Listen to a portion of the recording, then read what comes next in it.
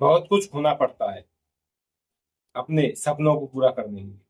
जय हिंद दोस्तों, मैं एनएस मोटिवेशनल लेकर आया हूँ बहुत ही बेहतरीन मोटिवेशनल स्टोरी।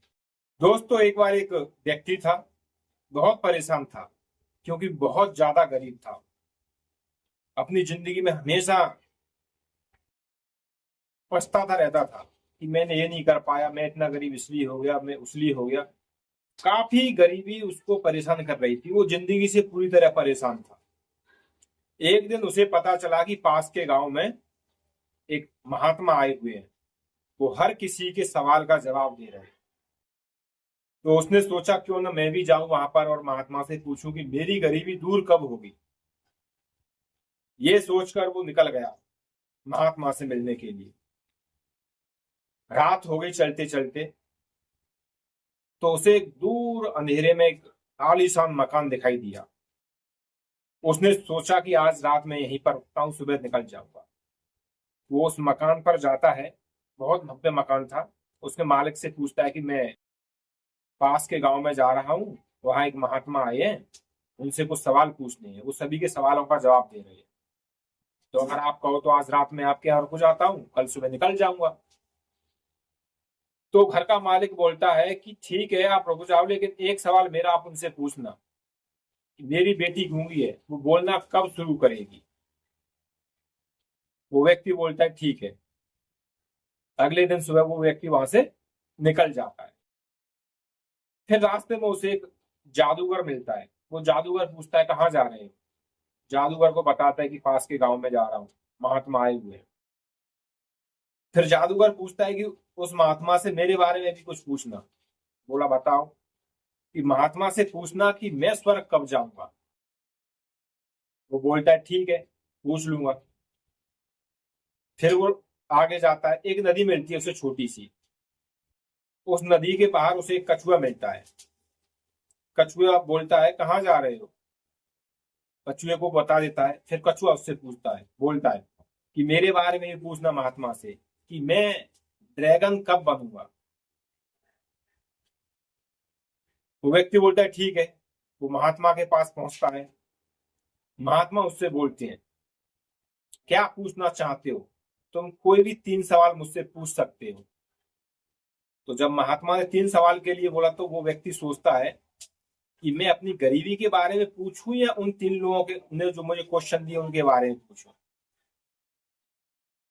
तो वो सोचता है कि मेरी गरीबी तो एक न एक दिन मिटी जाएगी, मैं उन तीनों के सवाल ही पूछ लेता हूँ।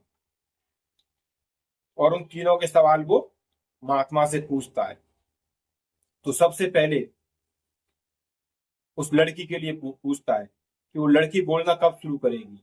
तो महात्मा बताते हैं कि जब उसकी शादी हो जाएगी वो बोलना शुरू कर देगी। दूसरा पूछता है छड़ी के बारे में।